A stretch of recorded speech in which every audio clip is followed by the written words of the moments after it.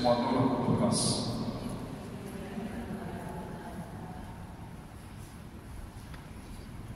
Ketika tiba saat perjamuan Paskah, Yesus duduk makan bersama-sama dengan para rasul-Nya. Katanya kepada mereka, Aku sangat rindu makan Paskah ini bersama-sama dengan kamu sebelum aku menderita. Sebab aku berkata kepadamu, aku tidak akan memakannya lagi sampai perjamuan ini digenapi dalam kerajaan Allah. Kemudian Yesus mengambil sebuah piala, mengucap syukur, lalu berkata, Ambillah ini dan bagikanlah di antara kamu. Sebab aku berkata kepadamu, mulai dari sekarang ini, aku tidak akan minum lagi hasil pokok anggur sampai kerajaan Allah telah datang. Lalu Yesus mengambil roti, mengucap syukur, memecah-mecahkannya dan memberikannya kepada mereka, seraya berkata, Inilah tubuhku yang diserahkan bagi kamu. Lakukanlah ini untuk mengenangkan aku. Demikian juga dilakukannya dengan piala sesudah makan. Ia berkata, Piala ini adalah perjanjian baru oleh darahku yang ditumpahkan bagi kamu. Tetapi lihat, tangan orang yang menyerahkan aku ada bersama dengan aku di meja ini. Sebab Putra Manusia memang akan pergi seperti yang telah ditetapkan. Akan tetapi, celakalah orang yang olehnya dia diserahkan. Lalu mulailah mereka mempersoalkan siapa di antara mereka yang akan berbuat demikian. Terjadilah juga pertengkaran di antara murid-murid Yesus tentang siapa yang dapat dianggap terbesar di antara mereka. Yesus berkata kepada mereka, Raja-raja para bangsa memerintah rakyat mereka, dan orang-orang yang menjalankan kuasa atas mereka disebut pelindung-pelindung. Tetapi kamu, janganlah demikian. Yang terbesar di antara kamu hendaklah menjadi seperti yang paling muda, dan pemimpin menjadi seperti pelayan. Sebab siapakah yang lebih besar, yang duduk makan atau yang melayani? Bukankah dia yang duduk makan? Tetapi aku ada di tengah-tengah kamu sebagai pelayan. Kamulah yang tetap tinggal bersama-sama dengan aku dalam segala pencobaan yang aku alami. Aku menganugerahkan kerajaan kepadamu, sama seperti Bapakku menganugerahkannya kepadamu, supaya kelak kamu makan dan minum semeja dengan aku di dalam kerajaan. Dan kamu akan duduk di atas tahta untuk menghakimi kedua belah suku Israel. Kemudian Yesus berkata kepada Petrus, Simon, Simon, lihat, iblis telah menuntut untuk menampi kamu seperti gandum. Tetapi aku telah berdoa untuk engkau, supaya imanmu jangan gugur. Dan engkau, jika engkau sudah insaf, kuatkanlah saudara-saudaramu. Jawab Petrus, Tuhan, aku bersedia masuk penjara dan mati bersama-sama dengan Engkau. Tetapi Yesus berkata, Aku berkata kepadamu Petrus, hari ini ayam tidak akan berkokok sebelum engkau 3 kali menyangkal bahwa engkau mengenal aku. Lalu Yesus berkata kepada semua rasul, Ketika aku mengutus kamu tanpa membawa pundi-pundi, kantong perbekalan dan kasut, apakah kamu kekurangan apa-apa? Jawab mereka, Suatu pun tidak. Katanya kepada mereka, Tetapi sekarang ini, siapa yang mempunyai pundi-pundi, hendaklah ia membawanya. Demikian juga yang mempunyai kantong perbekalan, dan siapa yang tidak mempunyai pedang, hendaklah ia menjual jubahnya dan membeli pedang. Sebab aku berkata kepada kamu, bahwa nas yang tertulis ini harus digenapi padaku. Ia akan terhitung di antara pemberontak-pemberontak, sebab apa yang tertulis tentang aku sedang digenapi. Kata mereka, Tuhan, lihatlah, ini ada rombongan. jawabnya, Sudah cukup. lalu pergilah Yesus keluar kota, dan sebagaimana biasa, ia menuju ke Bukit Zaitun. Murid-muridnya juga mengikuti dia. Setelah tiba di tempat itu, ia berkata kepada mereka, Berdoalah supaya kamu jangan jatuh ke dalam pencobaan. kemudian Yesus menjauhkan diri dari mereka, kira-kira sejauh lemparan batu. Lalu ia berlutut dan berdoa, Ya Bapa-Ku, jika Engkau berkenan, ambillah piala ini daripadaku, tetapi jangan kehendakku, melainkan kehendak-Mu yang terjadi. Lalu seorang malaikat dari langit menampakkan diri untuk memberi kekuatan kepadanya. Yesus sangat susah dan makin bersungguh-sungguh berdoa. Peluhnya menjadi seperti titik-titik darah yang bertetesan ke tanah. Sesudah itu, ia bangkit dari doanya dan kembali kepada murid-muridnya. Tetapi ia mendapati mereka sedang tidur karena duka cita. Katanya kepada mereka, Mengapa kamu tidur? Bangunlah dan berdoalah, supaya kamu jangan jatuh ke dalam pencobaan.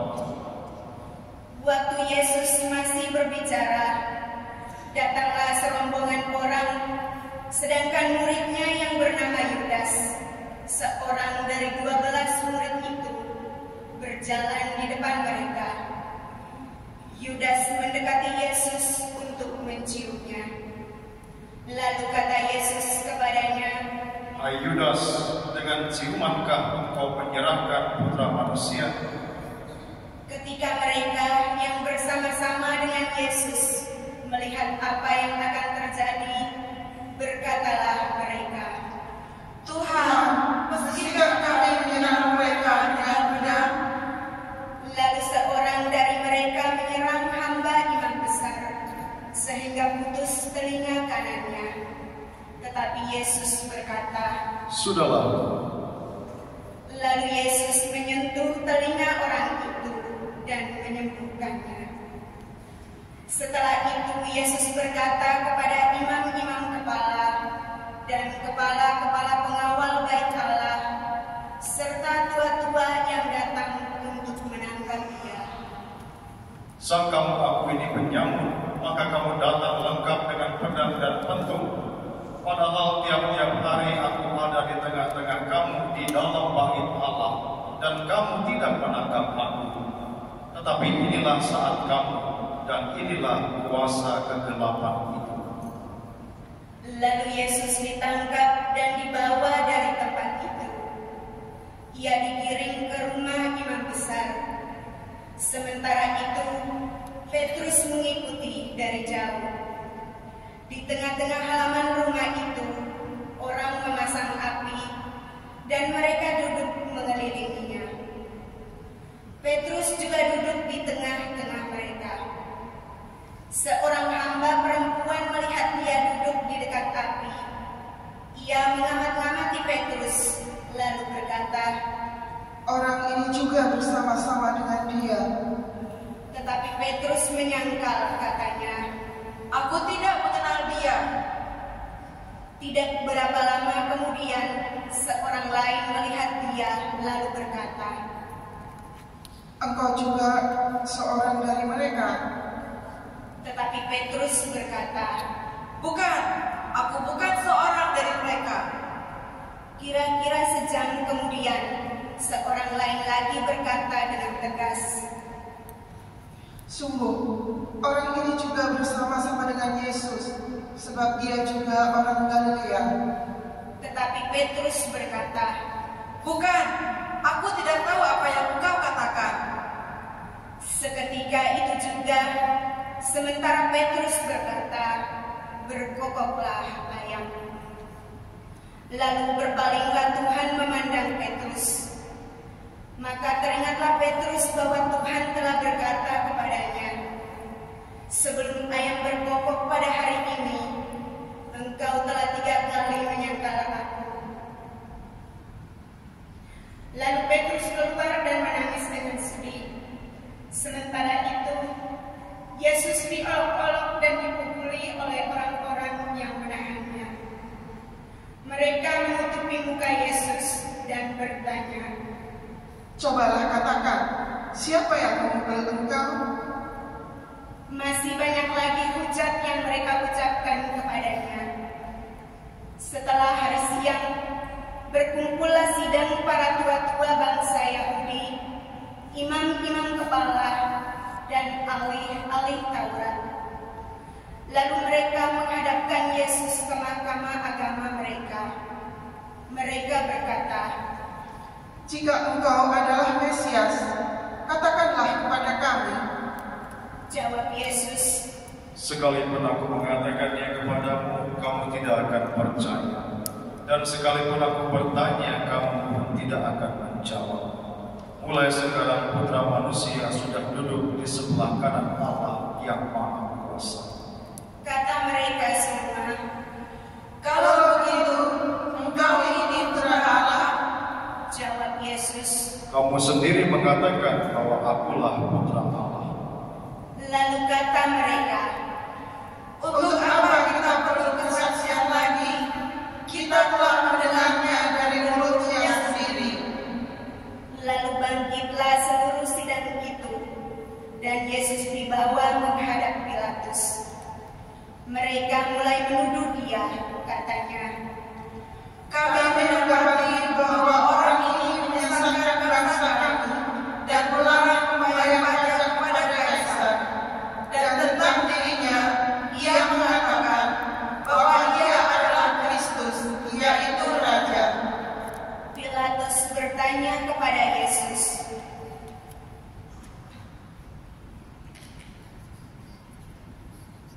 "Engkaulah raja orang Yahudi?"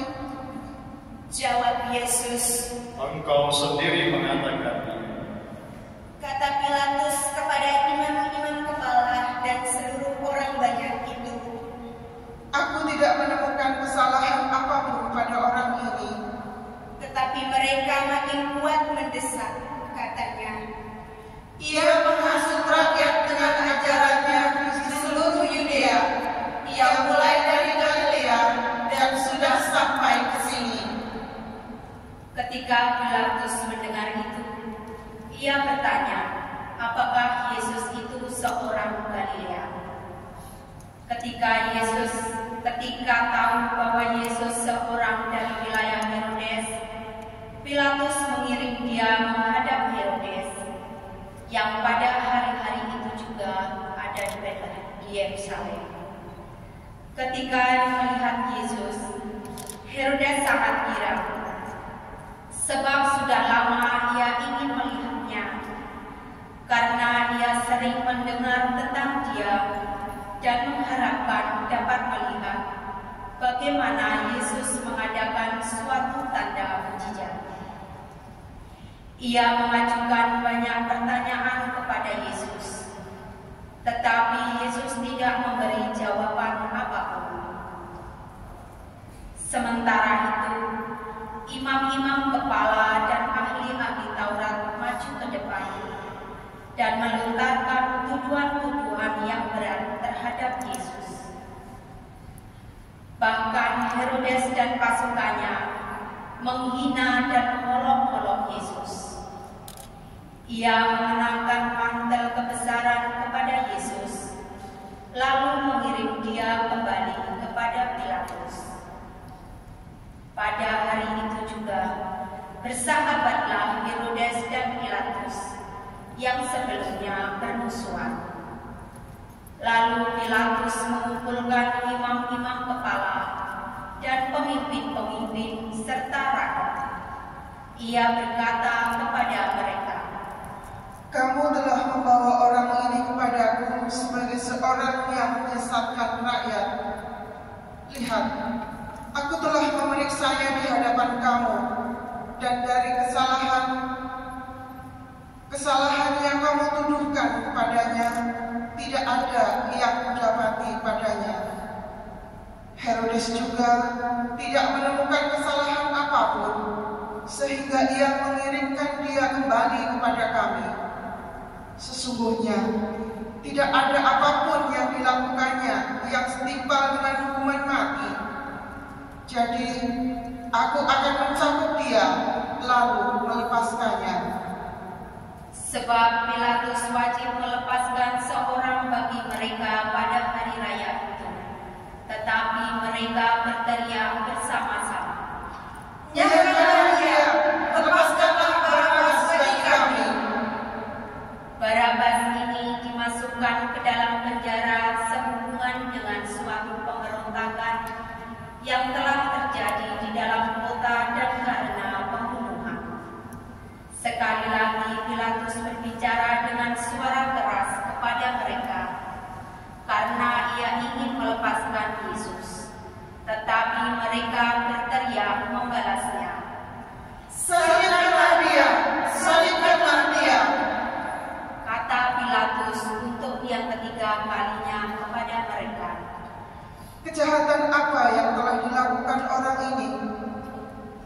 Tidak ada kesalahan apapun yang kudapati padanya yang setimpal dengan hukuman mati. Jadi aku akan mencabut dia lalu melepaskannya. Tetapi dengan berteriak mereka mendesak dan menuntut supaya Yesus disalibkan. Akhirnya mereka menang dengan teriakan mereka. Lalu Pilatus memutuskan supaya tuntutan mereka dikabulkan. Ia melepaskan orang yang dimasukkan ke dalam penjara karena pemberontakan dan pembunuhan itu, sesuai dengan tuntutan mereka. Sedangkan Yesus diserahkan kepada mereka untuk diperlakukan semau-maunya. Ketika mereka membawa Yesus, mereka menahan seorang yang bernama Simon dari Kirene yang baru datang dari luar kota. Lalu mereka meletakkan salib itu di atas bahunya supaya dipikulnya sambil mengikuti Yesus. Sejumlah besar orang mengikuti Yesus, di antaranya banyak perempuan yang menangisi dan meratapi dia. Yesus berpaling kepada mereka dan berkata, "Hai putri-putri Yerusalem, janganlah kamu menangisi aku, melainkan tangisilah dirimu sendiri dan anak-anak. Sebab lihat, akan tiba masanya orang berkata, berbahagialah perempuan mandul, berbahagialah perempuan yang rahimnya tidak pernah melahirkan dan yang tidak pernah menyusui. Lalu orang akan mulai berkata kepada gunung-gunung, runtuhlah menimpa kami, dan kepada bukit-bukit, timbunilah kami. Sebab jika orang berbuat demikian terhadap kayu basah, apakah yang akan terjadi dengan kayu kering?" Bersama Yesus dikirim juga dua orang lain, yaitu dua penjahat untuk dihukum mati bersama-sama dengan dia. Ketika sampai di tempat yang bernama Tengkorak, mereka menyalibkan Yesus di situ, dan juga kedua orang penjahat itu, yang seorang di sebelah kanannya, yang lain di sebelah kirinya. Ketika bergantung di salib, Yesus berkata, "Ya Bapa, ampunilah mereka, sebab mereka tidak tahu apa yang mereka perbuat." Lalu mereka membuang pundi untuk membagi pakaian Yesus. Orang banyak berdiri di situ dan melihat semuanya. Tetapi pemimpin-pemimpin mengejek Yesus, katanya, Orang lain ia selamatkan. Biarlah sekarang ia menyelamatkan dirinya sendiri. Jika ia adalah Mesias, orang yang dipilih Allah. Juga prajurit-prajurit mengolok-olok dia. Mereka menawarkan anggur asam kepadanya dan berkata, "Jika engkau raja orang Yahudi, selamatkanlah dirimu. Ada juga tulisan di atas kepalanya, "Inilah Raja orang Yahudi." Salah seorang dari penjahat yang digantung itu menghujat Yesus, katanya, "Bukankah engkau Kristus?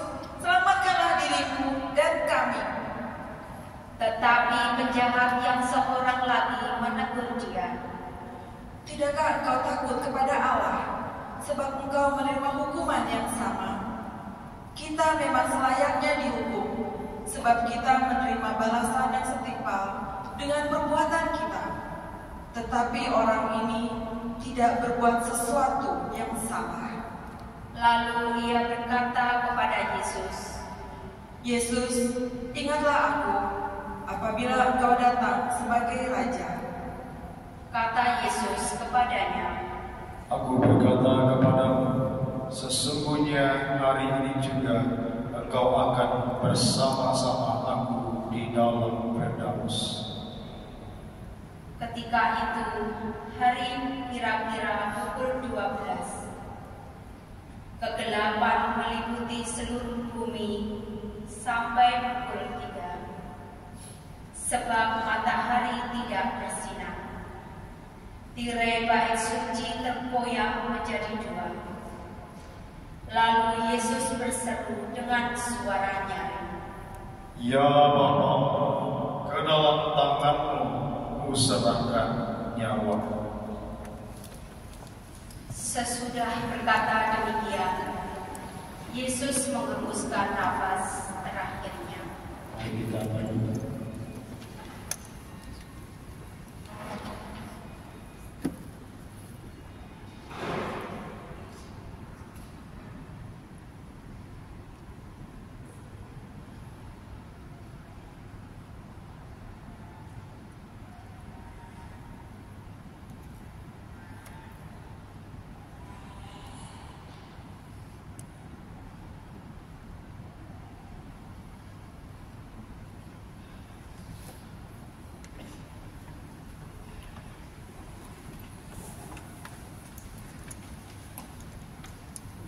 Ketika kepala pasukan melihat apa yang terjadi, ia memuliakan Allah, katanya, Sungguh, orang ini tidak bersalah. Di situ berkerumun pula orang banyak yang datang untuk menyaksikan seluruh peristiwa itu. Sesudah melihat apa yang terjadi itu, pulanglah mereka sambil memukul-mukul diri. Semua orang yang mengenal Yesus dari dekat, termasuk perempuan-perempuan yang mengikuti Dia dari Galilea, berdiri dari jauh dan melihat semuanya itu. Waktu itu, ada seorang yang bernama Yusuf. Ia anggota majelis besar dan seorang yang baik lagi benar. Ia tidak setuju dengan putusan dan tindakan majelis itu. Ia berasal dari Arimatea, sebuah kota Yahudi. Ia menanti-nantikan kerajaan Allah. Ia pergi menghadap Pilatus dan meminta jenazah Yesus. Sesudah menurunkan jenazah itu, ia mengafaninya dengan kain lenan, lalu membaringkannya di dalam kubur yang digali di dalam bukit batu, di mana belum pernah dibaringkan satu jenazah pun. Hari itu adalah hari persiapan dan Sabat hampir mulai. Perempuan-perempuan yang datang bersama Yesus dari Galilea ikut serta dan melihat kubur itu. Juga mereka melihat bagaimana jenazah Yesus dibaringkan.